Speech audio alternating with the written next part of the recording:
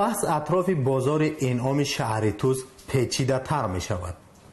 هرچند دادگاه عالی اقتصادی حلنامه خود را این نوبت هم به تغییر گذاشت، یعنی 50% بازار همکنون به داستیف خالنظر تعلق گرفته است.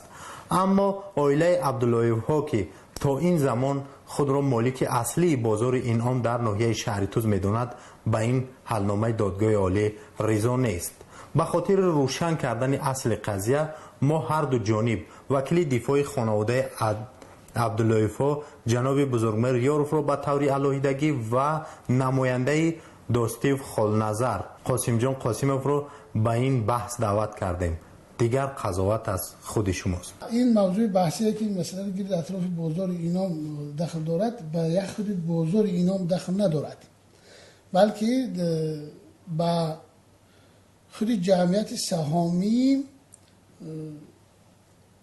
اینام دخل دارد که در آن یک بازار داخل نمیشد، بلکه دیگر مالکیت های او هم موجود است و داستیف خالنظر چخیلی که از حلنامه سود معلوم می شود، چخیلی که از دعوای او معلوم می شود، از ابتدا از خریداری کردن این بازار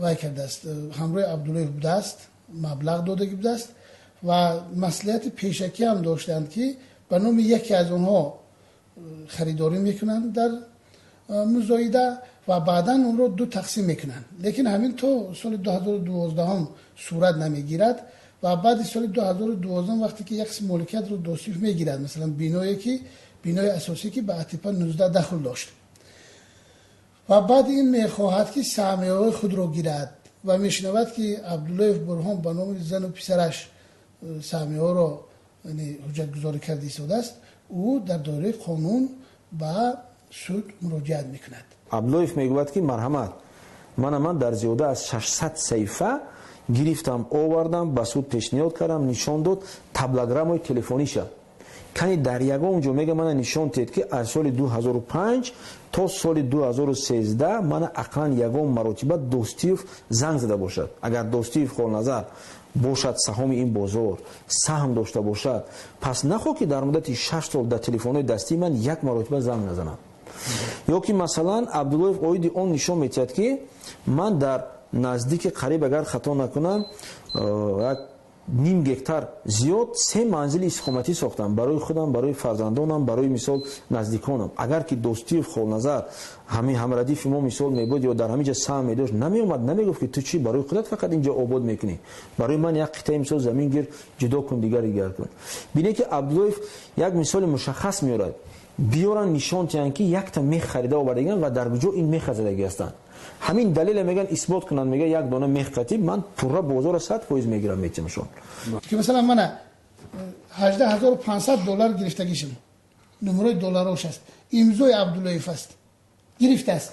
با کدام مقصد گرفته است؟ به مقصد این بازار استفاده کردن گرفته است. وکیل اون جانب گفت که مثلا این دلیل ندارن اون جانب برای که از نفوذی عائله صداللهیف در این بحث کار گرفته شده باشه.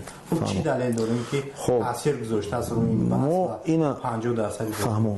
یعنی عائله خود صداللهیف محیب‌الله و نزدیکان اونا پورا در اینجا رب دارن، پورا در اینجا مثلا نظام سودی به تاثیر رسونده ایستادن. این چیزی که شما احساس کردیم که تاثیر اینو خب تاثیر اینا ما در اونجا احساس میکنیم که یکم مناسبت داستیف خالنظر با محیب‌الله صداللهیف این چیز دیده میشه. یک یعنی که این بینش علاقمندی زیش داره. اگر داستیف خالنظر گفت که من محیب‌الله صداللهیف نمیشناسم نمیدونم مناسبت نداره، میگیم ها گپای راهبر عبداللهیف الکی نادرست است. که داستیف خالنظر میگه ما در حقیقت وای میشناسم میدونم من با مناسبتی بسیار دارم. این چنین بینید که نوارهای دیگری که منبع در فیسبوک از نام زنا پیدا شد، از دیگران پیدا شد و یا نام صداللهیف محیب‌الله را میگیرن و اوید اون نشون میدن که صداللهیف محیب‌الله به اونها امر کرد که همین اموال به نام داستیف خالنظر گذرانده شد. یعنی که از جامعه پنهان کنند که اونا گویا که یگان گونه اموال دارند و اونا گویا که مثلا به یگان صاحبکاری و غیره مشغول میشن. این دیگر حالتش است. پروکراتور ولایت ختلان سنجیده دیده برآمدگی است. همین جواب به همان عبدالله و صنوبر فرستادگی است، به عبدالله برهان فرستادگی است که در حرکت های آنها یعنی فشار گویا که آوردگی باشد. خودی هم مثلا من میخونم وجه آورده شما در خصوصی که از طرف صداللهیف محیب‌الله و نمایندگان او تعدید و تحقیر نمودن شهروندان شوهرتون عبدالله بی ضمن سنجش و بیانات الیاس دیگه تصدیق خود را نیافتند.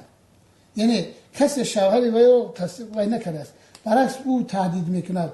اگر مثلا بزرگمیر اگر به وجدان باشد از خدا ترسد، در خود همین درآمدگاه سود در آشنای چهارم پنجم تهدید حتی به ما کرد عبدالله برهان. حتی وی مناسبت خود با پروکراتور و با سودا داشت. مثلا در چند زینه سودا او برید، لیکن ما نگفتیم که وی به کسی علاقه داشت. مثلا وقتی که وی رو مثلا جانشین رئیس سود عالی اقتصادی فتح‌الدین دستگیری کرد و یک کساسیونیشون رو برگردوندن، ما چیزی گفته نتونستیم. یا که وی رو من اسرائیلوف سود عالی اقتصادی که با گرفتن پاره به دست افتادگی است، حاضر همون سودیه به دست افتادگی است. وقتی که طرف وی رو گرفت و وقتی که ما نظارتی وقتش بنوشتیم نظارتی ما رو اعتراف نکردن، سودیه وی خودش برآورد، قرار خودش برآورد. ما از بالای سودیه و از بالای عبدالله نگفتیم که تو عبدالله با اسرائیل که امروز در حبس است برای گرفتن پاره و با فتح‌الدین ما نگفتیم که مناسبتی داشتن. اون نواری اون زنی که در فیسبوک نشر شد و شما هم در صحبت‌های قبلی گفتین که 20 نوار از قانونشکنی‌های محب الله صدرلویف جانب شما در دست دارند، زیر حمایت شما در دست دارند، اما اون جانب میگه این نوارها فشار است و شانتاژ است به خاطر تاثیر رساندن به بحث دادگاهی. اکنون وقتی که بحث پیدا می شود هر یک کس یک نقطه نظری خودش را میگوید و از این متد که گویا که وی فشار باشد یا دیگر چی باشد میخواد که استفاده برد. من فکر نمیکنم که این چیزا فشار باشند، چون که در حضور من و در حضور وکیل خودش عبداللهیف همین نوار در کامپیوتر مفتش اجنسی نظارت دولتی مالیه و مبارزه با کروپسیون جمهوری تاجیکستان سپرید رسما. بعدا به واسطه همین نوار را با فلش کارت در دست اوکیلوف و در دست سنگوف جمشید سردار ریاست آیندمه و امکیچ در ولایت ختلان سپرید، گفت که من این نوارا رو بینید، اینا رو گیرید، چاره‌جویی کنید. غیر از این از طرف ما و از طرف دیگران کوشش کرده شده بود که ما با حسن اسدالله‌زاده یعنی رئیس اوریون بانک بخوریم و همین نوارا رو خودشون به نشان دهیم که شما خودتون یک چاره‌جویی کنید، یعنی بدون آنکه جمعیت تاثیر رسانی منه خودتون مثال جلوی همین چیزا رو گیرید. متاسفانه ایدی وحدت بود و در دنغره با هم بودن، ما قریب 3-4 روز جدا کردیم. یاردمچان گفت بود که ما شما رو امکان میتیم که وا میخورید، ما این گونه واخره داده نتونستیم. اکنون شخصی که شانتاژ میکند هیچ وقت اینه به مقامات حفظ حقوق پیشنهاد نمیکند. بگذار مقامات حفظ حقوق بسنجند، بینند، برویند که چی حالت هست چی حالت نیست. بعد آدمایی هستن که در اونجا نوارده بی آدمایی که ریالی هستند، فامیلش میگن، نامش میگه، چهرهش نشون میده، هیچ کس ما رو اون چی مجبور نکرده است. نوارایی که اگر نوار به همین بازار دخل داشته باشد، نوار به همین بحث سودی که در سود اقتصادی رفتن شکایت کساسیونش مورد بررسی قرار گرفت و طرف ما حل شد، اگر به همین وابستگی باشد سود به پیشنهاد میکردن، ما هم انتظار بودیم. حتی ما چندین مرتبه گفتیم که اون نوارهایی که پیشنهاد میکنن برای شانتاژ کردن است، تهمت کردن است. مثلا شما میتوانید که همین چیز رفته همون نوارهایی که وای میگه که بیناهای نشان میدهد که گویا که اقتصادچه پرزیدنت و ایران کرده هستند، گویا که صدر بلا و ایران کرد. خودی او در سال 2005 2006 هم مسلکاش همراهش بودن، همونا باز میگن. حتی اینترویو مرحمت از رادیو آزادی من طلب میکنم این چیزا که مرحمت رفته در جاش از همون مردمی که همراه همون عبدالله کار میکرد همون وقت اینترویو گیرن و برده و با آنها نشان میدن که کدام بینا رو و کنده آورده برای خودش خانه ساختگی است. خب در این بحث‌های دادگاهی و در مطالبی که در رسانه‌ها نشر میشد ما میبینیم که هر لحظه محض با همون اشاره میشود که محب الله صدرلویف دادر عروسی پرزیدنت کشور امامعلی رحمان هستند. این با کدام معنا است؟ میدونه چی برادر عزیز، یک چیز دیگر است. نه مثلا پرزیدنت کشور اویله پرزیدنت کشور به صدرلویف محب الله اشتباهی نزدیکی دارد. از نزدیک بودن این اویله به پرزیدنت بعضی رسانه‌ها و بعضی شخصیت‌ها بعضی گروه‌ها برای بدنام کردن استفاده می‌برند. یکی در عمل باشد در دوره قانون شغلی که پرزیدنت خودشون هم برآمد کردن که در نزد قانون شهروند جمهوری تاجیکستان تا پرزیدنت برابر است.